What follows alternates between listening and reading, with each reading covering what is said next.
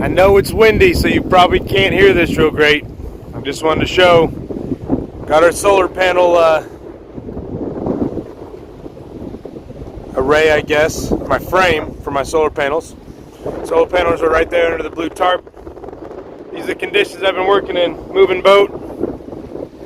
Uneven surface, trying to get this squared up. So, coming along.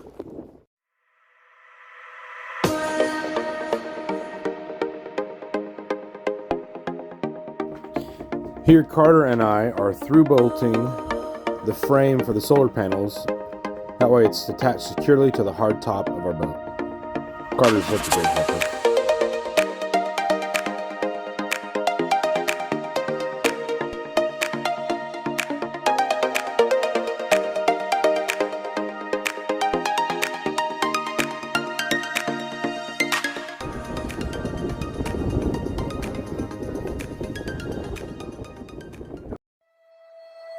We are a family of 5 from Texas who sold everything to live full-time on our 1987 Marine Trader Tradewinds 47.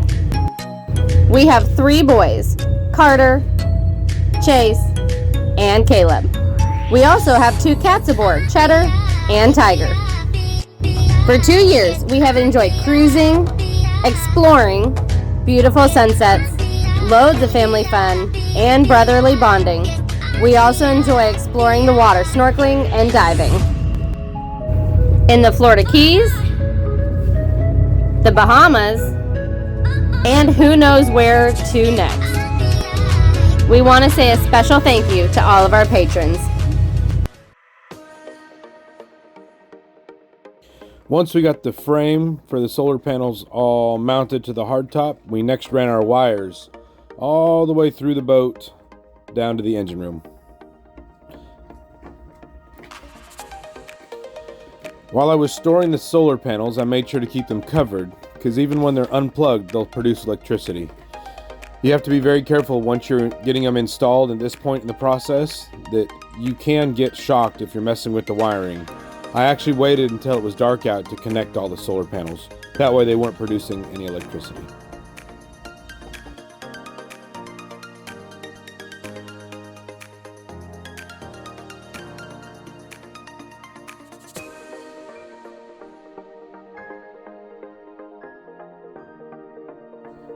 I secured the solar panels to the frame I built using stainless steel U-bolts.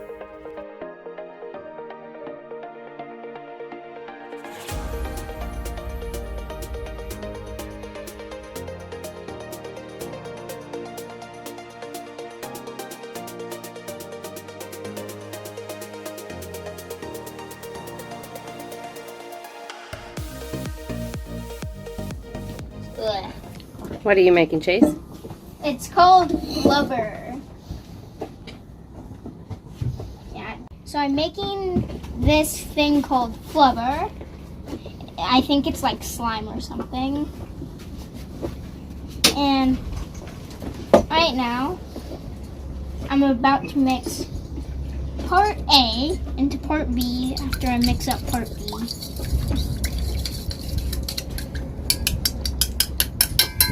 Still not 100% resolved, but you can. And Everything would stick.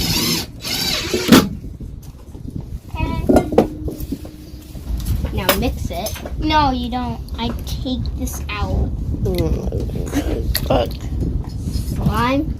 It's Pour out called the water. flubber. Can I? Get back over here. Oh, it. Here, can you move this closer? Can you move that one closer? Yeah. So what comes out of it is flubber? You don't mix it? Yeah, I don't. Huh. I think it's like bouncy or something. Yeah, pour this in the water. According to the Yeah. movie, it's supposed to have a mind of its own. Flubber slime. We're installing the solar panels. We're running our wire. I've got the solar panels mounted, and I was trying to figure out where my connection points would be and how much wire. I got like exactly the right amount of wire, so I was able to find another 2 or 3 feet, which is perfect. This is. Lucked out. Here, can you dump out everything in here? There's still some water. Caleb? Making up my last couple of wires here for to connect my solar charge controllers to the batteries, and then we'll go up top and plug in the solar panels and then flip some switches. I do need to finish putting my battery monitor in. I've got a battery monitor I gotta hook up, so that'd be, I'll do that too. That's just a couple of cables. So by the end of the day, we should have solar? Yeah, hopefully in the next hour or so. And then the sun goes down? Right as the sun goes down, we'll have solar, yeah. Hello and welcome to Talking From Our AFT. Today we're going to talk about solar panels, cost, building, process, all of it. I'm going to answer some questions as well. So let's back up to the beginning. I ordered all my stuff through a company called E-Marine System, and they are out of Fort Lauderdale, and they specialize in solar panels and electronic systems for boats and RVs. They have everything from batteries to inverters to the wiring you need to put them together and the connectors, solar panels, everything you need right there. Honestly, I found them online. I was doing a bunch of research and price shopping, and they do a really good job with their online marketing, so good kudos to them. And honestly, their prices were as good or better than just about anything I could find. And what did it for me was their customer service. Yep. I called them, got a person within like a minute, pretty quick on the phone, and they were very, very knowledgeable. I said, I've got a battery. This is what I'm looking. I have a boat. I need to put on solar. I've got batteries. I've got an inverter. What am I missing? And I had already had a good idea what I thought I needed, but he like filled it in. Not only did he tell me what I needed, he helped me calculate the proper sizes based on electrical loads and everything else. And it was comforting to, again, I had an idea what I think I was supposed to have, and his calculations made me feel even more confident because they were very, very similar to what I got. And he went right through it, knew exactly what he was doing. So we already had batteries. We bought them last year in the Bahamas and had them shipped in. I've got 3 8D batteries. They're lead acid. They're AGM batteries, and a total of 720 amp hours for all of them. And then I've got it's a 2500 watt Magnum inverter that came with the boat, and actually I've been very, very happy with the Magnum inverter. I thought I had a problem with it, and I bought a backup or another inverter and switched it, and I didn't like I like the Magnum better. Yep. So if it goes out again, I will splurge and get the same one again.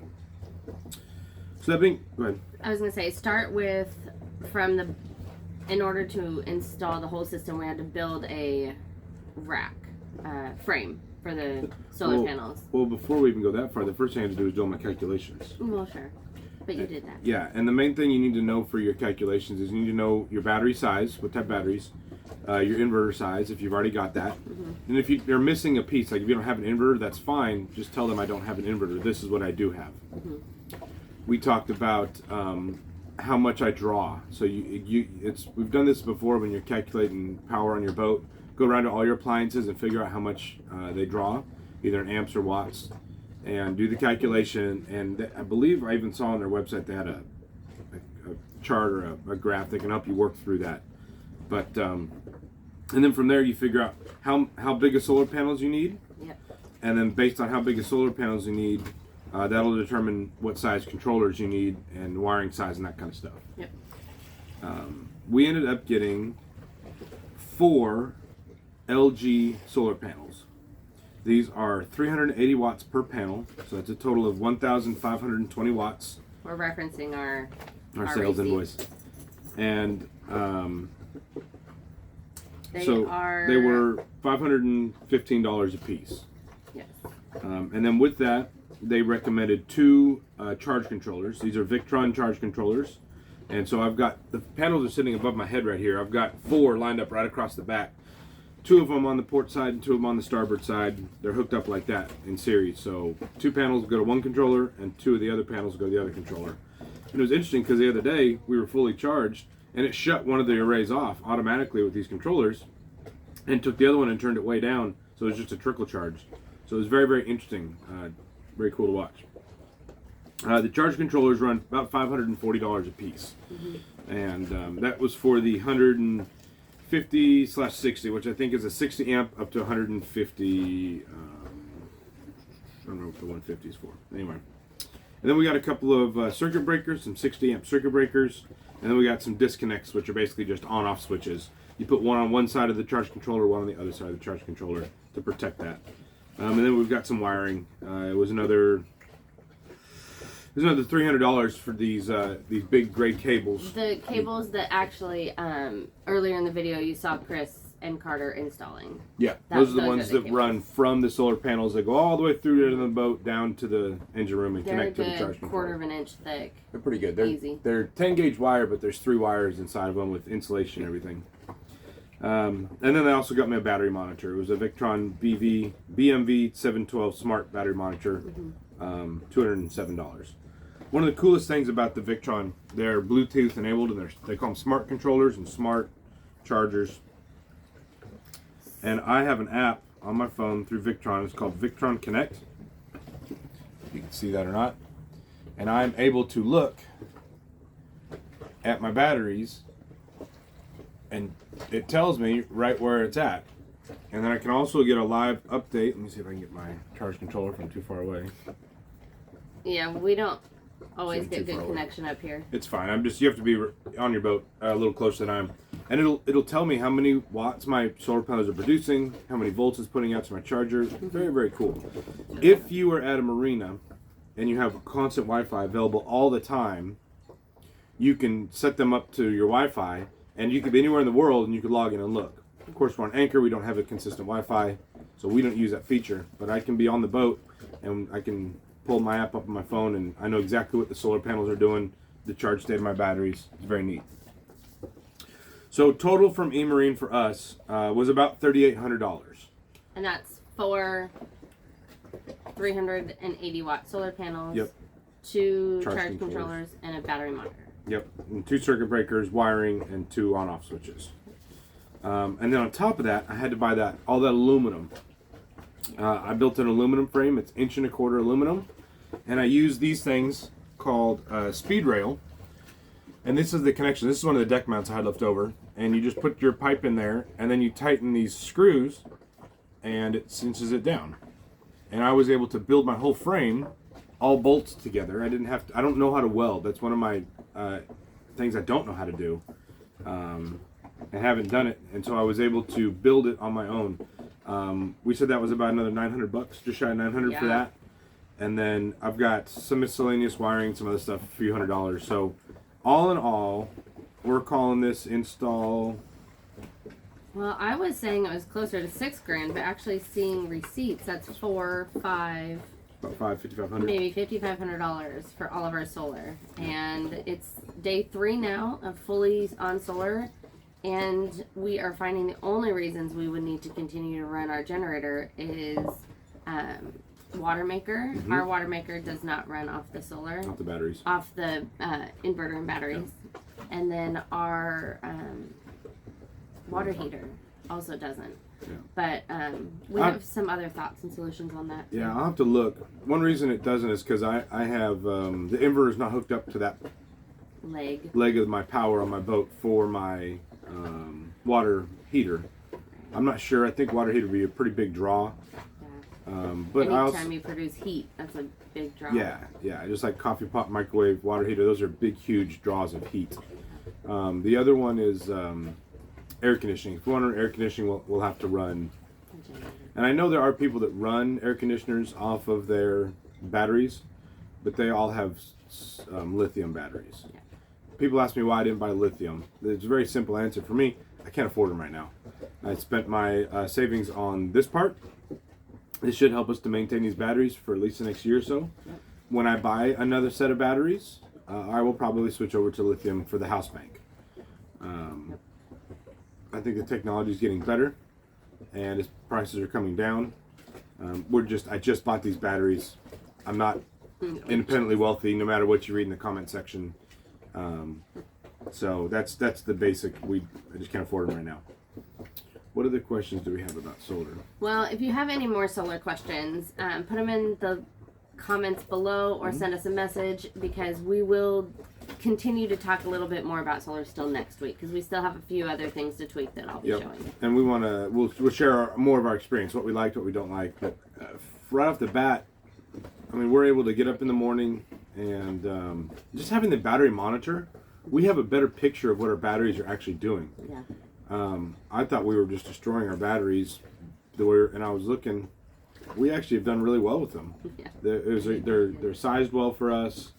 When you don't have the proper monitor that explains what's going on with the batteries, you're guessing just based on the voltage. Well, if you have a big load on for even for a little bit, like a minute or two, like running the microwave, it drops that voltage, and all of a sudden you're like, oh my gosh, there's I just killed my battery. But it wasn't as bad as I was thinking, so which is good. That means these batteries should last longer. Yeah. Overall experience, like I said, with eMarine, recommend them. Yep. I would order from them again. I'm working with them right now to see if they can provide me any type of a discount coupon or a code or a link or something for you guys. So keep checking back. Pay attention to our social media over the next week or two. If we come up with a link or something that we can share, we will definitely put that out for you guys. Yeah. Perfect. So thanks again for watching. Hope this was helpful, and just have a great week. And remember, enjoy the journey.